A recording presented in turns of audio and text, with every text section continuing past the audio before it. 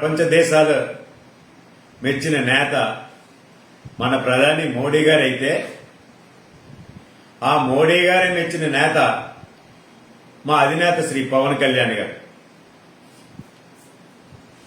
భారత పార్లమెంట్ సాక్షిగా